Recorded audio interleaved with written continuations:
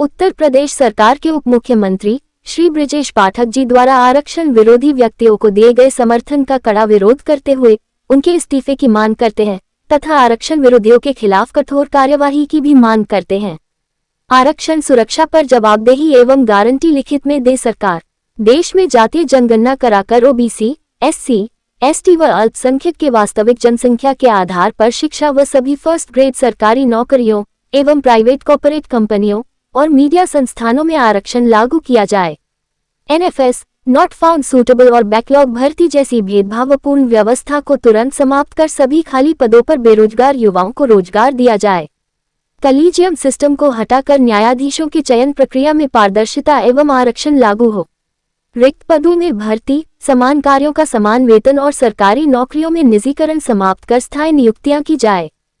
Sir, अपना परिचय देते हुए बताइए कि आरक्षण बचाओ आरक्षण बढ़ाओ बहुजन आंदोलन महासभा के तत्वाधान में आज आप यहाँ उपस्थित हुए हैं और अपने 6 सूत्रीय मांगों को लेकर उपस्थित हुए हैं और बृजेश पाठक जी के जो है इस्तीफे की मांग लेकर है। तो क्या क्या वजह है जो आज आप उनके इस्तीफे तक पहुंच गए? देखिए, जैसा कि अभी आप लोग जान रहे हैं कि जंतर मंतर पे जो लोग आंदोलित हुए हैं, जो लोग आरक्षण को खत्म करने की बात कर रहे हैं, उन लोगों का समर्थन अभी आप लोगों ने देखा होगा, उन लोगों का समर्थन डिप्टी सीएम बृजेश पाठक जी ने किया है और उनकी बात को केंद्र सरकार तक पहुंचाने का काम कर रहे हैं। इन्हीं भावनाओं से आहत होकर के हमारे बहुजन समाज के लोगों ने निर्णय लिया है कि डिप्टी सीएम बृजेश पाठक जी को इस्तीफा देना पड़ेगा और निश्चित रूप से हम लोग उनका इस्तीफा ले करके ही रहेंगे। 10 तारीख तक का अभी हमारे राष्ट्रीय अध्यक्ष श्याम जी पटेल जी ने आप लोग को बताया कि 10 सितंबर तक हम लोग देख रहे हैं और अगर वो अपना इस्तीफा नहीं दे रहे हैं तो हम लोग ये आंदोलन को बढ़ाने इसका कहीं आपने ज्ञापन वगैरह या कुछ अभिलेख वगैरह जैसे एप्लीकेशन होती है कुछ वगैरह दिया है आपने? नहीं, ज्ञापन अभी हमने नहीं दिया है। ज्ञापन हम लोग जो है 1-2 दिन में ज्ञापन, जैसे कि आपने लिखा है देश में जातीय जनगणना कराकर ओबीसी, एससी, अल्पसंख्यक वास्तविक के आधार पर शिक्षा को ए ग्रेड में और प्राइवेट कंपनियां मीडिया संस्थानों में आरक्षण लागू हो, इसका क्या सार है? जातिगत जनगणना होना चाहिए। बाबा साहब भीमराव अम्बेडकर जी ने कहा था जिसकी जितनी भागीदारी उसकी उतनी हिस्सेदारी। उस आधार पर जातिगत जनगणना होना चाहिए और उसके आधार पर ओबीसी और एससी, एसटी समाज और समाज के लोगों को जो है हिस्सेदारी मिलना चाहिए, हर क्षेत्र में हिस्सेदारी मिलना चाहिए। और हम लोग मीडिया के माध्यम से, जैसा कि अभी आपने कहा ज्ञापन की बात, हम लोग मीडिया के माध्यम से ये बात सरकार तक पहुंचाने का काम कर रहे हैं। हमारी अयोध्या फैजाबाद में प्रेस क्लब में प्रेस कॉन्फ्रेंस हो चुकी है। उसके बाद अभी आज यहाँ लखनऊ प्रेस क्लब में हम लोग आप लोग के माध्यम से सरकार तक अपनी बात पहुंचाने का काम कर रहे हैं। जैसे कि पेपर लीक के मामले निरंतर बढ़ रहे हैं और इसके लिए विरोध प्रदर्शन भी हो रहे हैं, तो इसमें सरकार की नाकाम जो कोशिश रही है उसके बारे में क्या करेंगे? देखिए, उसमें तो इस्तीफा हो गया ना। इस्तीफे से मतलब नहीं, लेकिन फिर भी इस्तीफा तो वो सिर्फ एक वो था, इस्तीफे के बाद भी वजह हो रही है। अपनी सरकार से हम ये कहना चाहेंगे जी कि नीट पेपर ही नहीं बल्कि जो भी पेपर लीक हो रहे हैं जी, जो भी पेपर लीक हो रहे हैं, सरकार जो है अपना सख्ती से कड़ाई से रुख पालन करते हुए ये पेपर लीक बंद करे और छात्रों के भविष्य के साथ खिलवाड़ न करे। जैसे आपके आज 6 सूत्रीय आपने जो मांगे रखी हैं और आज प्रेस कॉन्फ्रेंस के माध्यम से सरकार तक बात पहुंचाने का जिम्मेदारी ली है, अगर फिर भी आपकी बात नहीं सुनी जाती है तो आगे के क्या एजेंडे हैं? देखिए, आगे का हमारा यही प्लान है जो आगे हम लोगों ने अभी अपने टीम के साथ, अपने संगठन के साथ हम लोगों ने जो निर्णय लिया है जी, ये आरक्षण का मुद्दा कोई छोटा मुद्दा नहीं है जी, ये बहुजन की आवाज है, बहुजन समाज की आवाज है, ओबीसी, एससी, एसटी, अल्पसंख्यक समाज की आवाज है। अगर हमारे आरक्षण को खत्म करने का इसी प्रकार से प्रयास चलता रहा और हमारी बात को सरकार ने नहीं माना तो हम लोग उत्तर प्रदेश की राजधानी लखनऊ में भारी संख्या में हजारों लाखों की संख्या में इकट्ठा होकर हम लोग यहाँ पे आंदोलन करने के लिए हम लोग को मजबूर होना पड़ेगा और हम लोग अपनी आवाज को बुलंद करने का काम करेंगे। जैसा कि सर आप भी समय समय पर ऐसे जो है तो प्रेस कॉन्फ्रेंस में शामिल होते रहे, तो आज की प्रेस कॉन्फ्रेंस जो आरक्षण को लेकर है उसमें आपका क्या कहना है?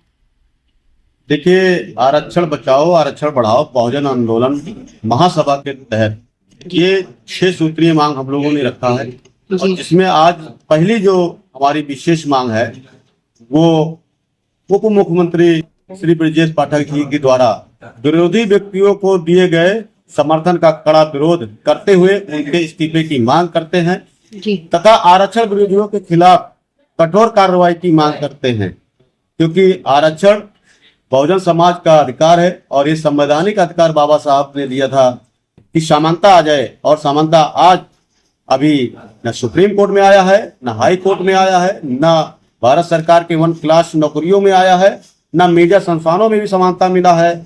ऐसे कोई भी अभी सरकारी ऐसे क्या वजह रही है कि सरकार इस चीज को लेकर उदासीन है? अब वो सरकार आश्वासन देती है चुनाव के टाइम में, वोट लेना होता है तो बहुजनों के साथ, जैसे अभी बीजेपी ने सबका साथ सबका विकास का नारा दिया और अभी बहुजनों के खिलाफ आरक्षण खत्म करने की मांग को जो मुहिम चला रहे थे उनके साथ 2 दिन ही नहीं हुआ प्रोटेस्ट को जाके भारतीय जनता पार्टी के डिप्टी सीएम ब्रजेश पाठक जी उनके समर्थन में जाके बैठ गए।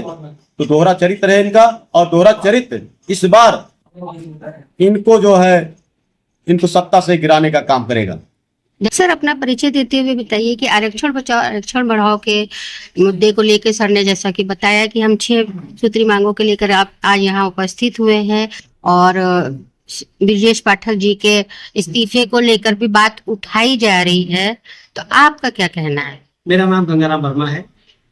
मैं अभी इस संगठन में महामंत्री के पद पे जी मैम, आज आप देख रही होंगी कि सरकार के द्वारा जो भी पहल किया जा रहा है या सरकार के सहयोगी साथी हम उन्हें मानेंगे जिन्होंने ये कदम उठाया है कि संविधान आरक्षण को ही खत्म किया जाए।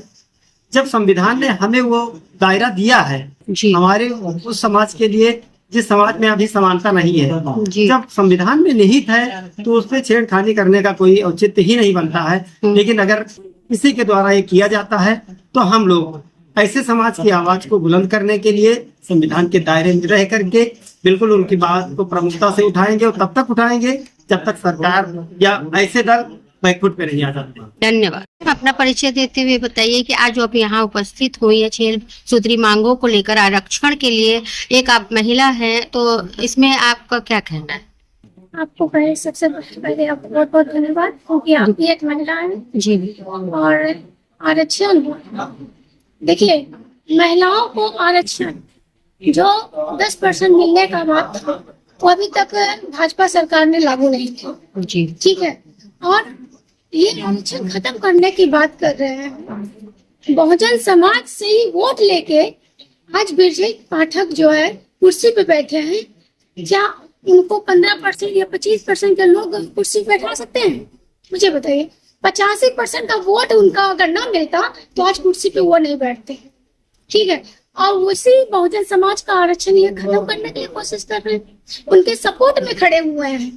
उत्तर प्रदेश के डिप्टी सीएम जो है जंतर मंतर जाके उन लोग के सपोर्ट में खड़े हैं कि हमें जो है हम आपका सपोर्ट करेंगे, आपकी बात को आगे बढ़ाएंगे, केंद्र मंत्री के केंद्र तक पहुंचाएंगे।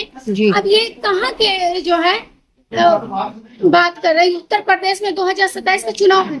जी अब ये जो चुनाव, मैं ये कहना चाहती हूँ सभी मीडिया के माध्यम से कि इतना जान लीजिएगा, भाजपा को वोट नहीं लीजिएगा। आज आरक्षण की बात है, कल संविधान की बात होगी। अगर इनकी मांगे पूरी हो गई तो ये रुकने वाले नहीं हैं। और संविधान ने हमें बोलने का अधिकार दिया। 2024 में जब चुनाव था तो ये कह रहे 400 पार संविधान खत्म कर देंगे। ठीक है, लेकिन जनता ने इनको दिखाया कि संविधान की बात आएगी तो जनता अब किसको चुनती है। जैसे मैं आपकी ये बातें मंजूर नहीं होती है तो आगे के क्या एजेंडे लेके चल रहे हैं आप? बिल्कुल क्यों नहीं होगी, हम लोग पूरी तरह से पूरा सभी महिला ग्रुप भी होंगी, हमारे सभी साथी भाई लोग हैं, धरना पे बैठेंगे यहाँ लखनऊ में। अगर यहाँ बात नहीं हो रही तो हम लखनऊ तक